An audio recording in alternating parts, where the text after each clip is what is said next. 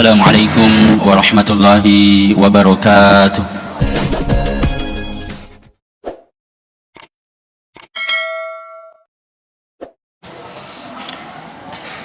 Innal hamdalillah nahmaduhu wa nasta'inuhu wa nastaghfiruh wa na'udzu billahi min shururi anfusina wa min sayyiati a'malina. Man yahdihillahu fala mudilla lahu wa man yudlilhu fala hadiya lahu. Asyhadu an la ilaha illallah wahdahu la syarika lah wa asyhadu anna Muhammadan 'abduhu wa rasuluh. Allahumma shalli ala Muhammadin wa ala alihi wa ashabihi ajma'in. Amma ba'du. Fa ya ibadallah ittaqullaha haqqa tuqatih wa la tamutunna illa wa antum muslimun. Wa qala Allah ta'ala fi kitabihil karim wa huwa asdaqul qailin. Man 'amila salihan min dzakarin aw untha wa huwa mu'minun falanuhyiyannahu hayatan thayyibah wa lanajziyannahum ajrahum bi ahsani ma kanu ya'malun. Alhamdulillah, sini tong-tong nabikeun sasalun nabikeun jamaah Jumat yang saya muliakan dan dirahmati oleh Allah Subhanahu wa taala.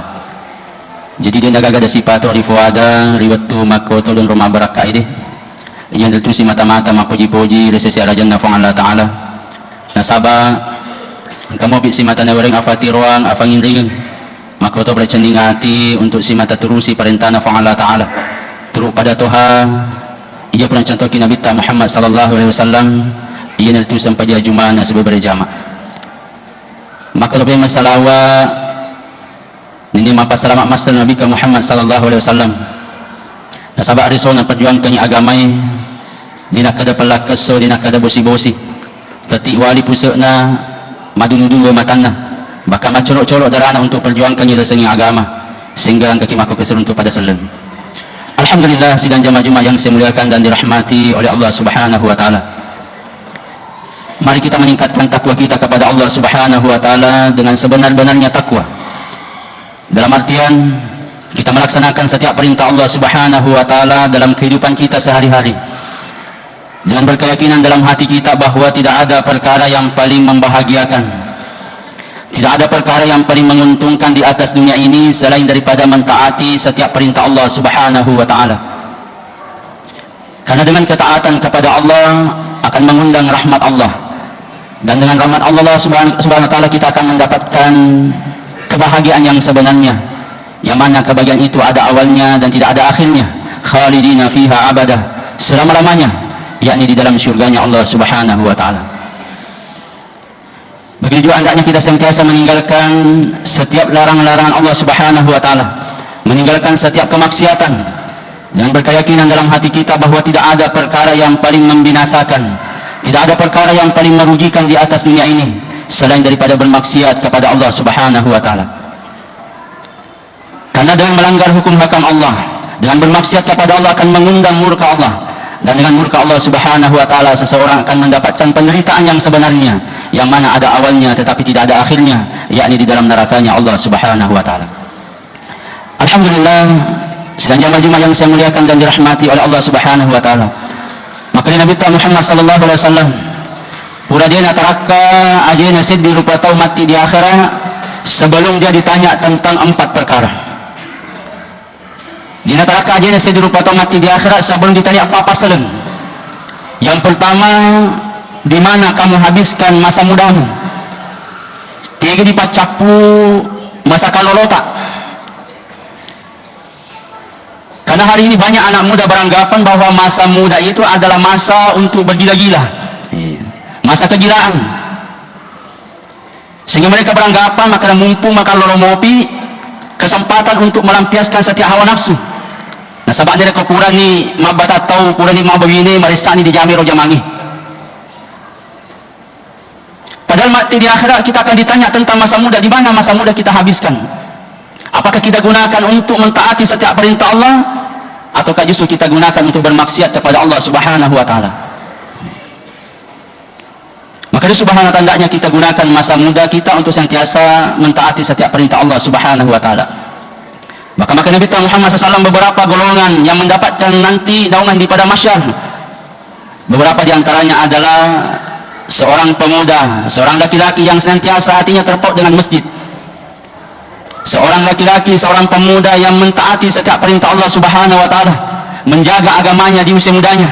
Bahkan ketika mereka digoda seorang wanita yang cantik dan bangsawan, maka mereka mengatakan, saya takut kepada Allah Subhanahu wa taala. Kemudian yang kedua, pertanyaan yang akan diberikan kepada setiap manusia nanti di akhirat, di mana kamu habiskan umurmu? Tinggi dipacapu umur tak? Ketika usia kita sudah beranjak 40 tahun ke atas, tinggi dipacapu di mana kita banyak gunakan umur kita? Apakah kita banyak gunakan untuk perkara yang sia-sia, ataukah justru kita gunakan untuk bermaksiat kepada Allah Subhanahu wa taala? Allah Subhanahu wa taala sangat membenci seorang pemuda yang bermaksiat, tetapi Allah lebih benci lagi ketika seorang yang sudah tua, sudah beruban, tetapi dia sementara bermaksiat kepada Allah Subhanahu wa taala. Manakala nasabah, maka awet ini mau dijokkan, tetapi bekal yang kita kumpulkan masih sedikit, seolah-olah kita beranggapan bahwa kita akan hidup lama di dunia, padahal kehidupan kita di dunia sebentar saja. 60-70 tahun kalau kita gunakan perhitungan akhirat kurang lebih 1,5 jam saja. Makanya Allah Ta'ala adalah akurannya memberikan gelar akhirat itu sebagai godaan hari esok. Wal tansu nafsul ma qaddamat ligad. Hendaklah setiap jiwa, setiap diri memperhatikan apa yang telah mereka usahakan untuk hari esoknya. Betulnya ada apa yang kita siapkan untuk akhirat kita. Mereka mati kita baca sanadi bagaimana amal-amal yang telah kita kirim ke akhirat. Ya rosam pajak tak, baca kurat tak, zikir tak, puasa tak, amal kebaikan yang telah kita kumpulkan, apakah sudah cukup untuk persiapan kita nanti di alam kubur untuk menanti datangnya hari kiamat? Apakah sudah cukup untuk persiapan kita nanti di padang mahsyar, yang lamanya satu hari di padang mahsyar sama dengan 50.000 tahun di dunia? Apakah sudah cukup untuk persiapan kita nanti di titian sirat yang panjangnya 1.500 tahun perjalanan?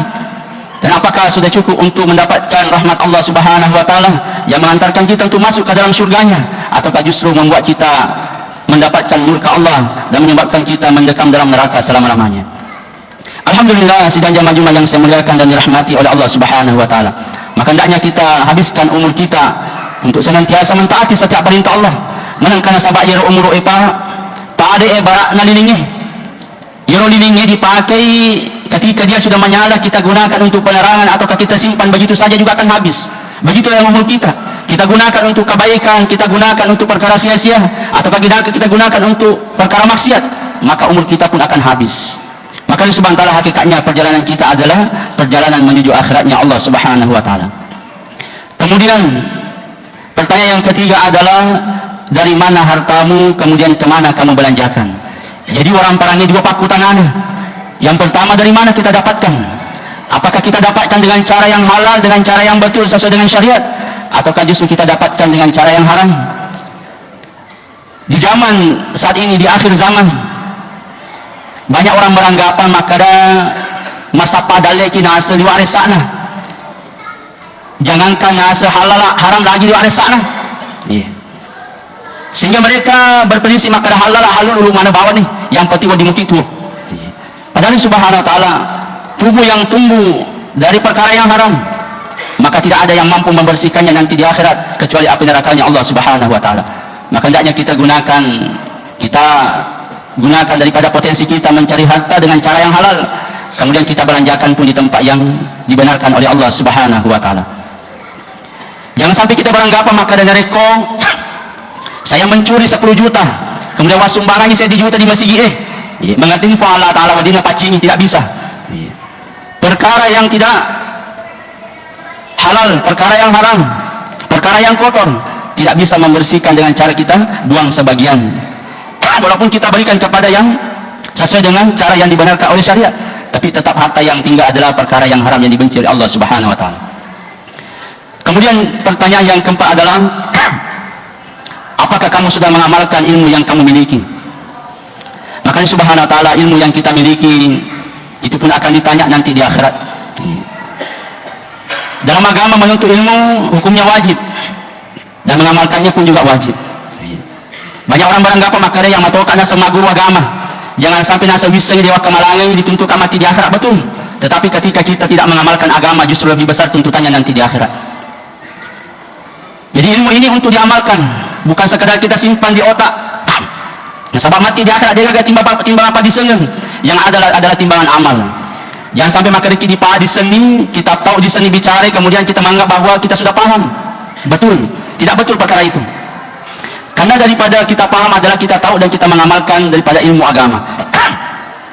Bahkan Allah Subhanahu wa taala memberikan perumpamaan orang yang memiliki ilmu tetapi tidak mengamalkannya, sehingga Allah Subhanahu wa taala memberikan perumpamaan mereka seperti keledai yang memikul daripada kitab-kitab.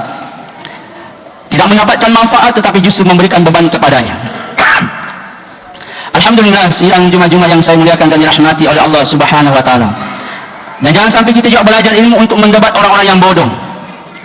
Sekarang banyak orang belajar ilmu, maguru pada setengah agama, tetapi melok nak pakai berdebat untuk menghinakan orang-orang yang tidak paham agama. Padahal Subhanahu wa taala ilmu di kita pelajari adalah untuk kita amalkan dalam kehidupan kita, sehingga kita semakin hari semakin dekat kepada Allah Subhanahu wa taala. Karena hakikat daripada ilmu adalah innama yakhsyallaha min ibadihi ulama. Sesungguhnya golongan orang yang takut kepada Allah hanyalah orang yang berilmu. Jadi ukuran nasihat di rupa tamatan di pagi sengena adalah bukan dengan banyaknya titelnya, gelarnya, tetapi sejauh mana dia semakin hari semakin takut kepada Allah Subhanahu wa taala. Agar tanda-tanda untuk mengetahui Allah Taala ketika mereka mendengarkan panggilan Allah, maka bergetar hatinya, kemudian mereka memenuhi panggilan Allah Subhanahu wa taala. Sebagai salah satu contohnya adalah azan. Mereka banyak bagaimana tindakan kita. Nah, sebab hakikatnya itu banyak adalah panggilan dari Allah Subhanahu wa taala, panggilan lembut dari Allah. Allah Subhanahu wa taala memanggil kita secara lembut 5 kali sehari semalam. Tapi mereka tetap kita tidak memenuhinya, yang maka Allah Subhanahu wa taala tidak lama lagi akan datang panggilan paksa dari Allah Subhanahu wa taala. Kita punya kesempatan ataukah tidak, kita punya persiapan ataupun tidak, kita tetap harus berangkat memenuhi panggilan Allah ketika panggilan itu melewati daripada panggilan malaikat maut. Maka Allah Subhanahu wa taala, kematian adalah perkara yang pasti dalam kehidupan kita. Maka hendaknya kita senantiasa menyiapkan bekal kita, karena ukuran kecerdasan sejauh mana kita mengumpulkan bekal kita menuju akhirat. Maka Nabi Muhammad SAW, tanda-tandanya orang yang cerdas, al-kayyisu man dana nafsahu wa amila lima badal maut. Orang yang paling cerdas, orang yang paling brilian, kata Nabi, adalah orang yang senantiasa mengingat kematian, kemudian mereka mempersiapkan bekalnya untuk menuju yang namanya kematian. Semoga hari Jumat ini Allah Subhanahu wa taala memberikan kita hidayah untuk senantiasa mempersiapkan bekal kita untuk menuju kampung yang sebenarnya, yakni kampung akhirat, sehingga kita mati dalam keadaan mendapatkan rahmat Allah Subhanahu wa taala, dan kita pun nanti di akhirat dimasukkan oleh Allah ke dalam surganya dengan rahmatnya. Amin ya rabbal alamin. Barakallahu li wa lakum fil Qur'an azim. ونفعني وإياكم بما فيه من الآيات والذكر الحكيم وتقبل منا منكم تلاوته إنه هو السميع العليم.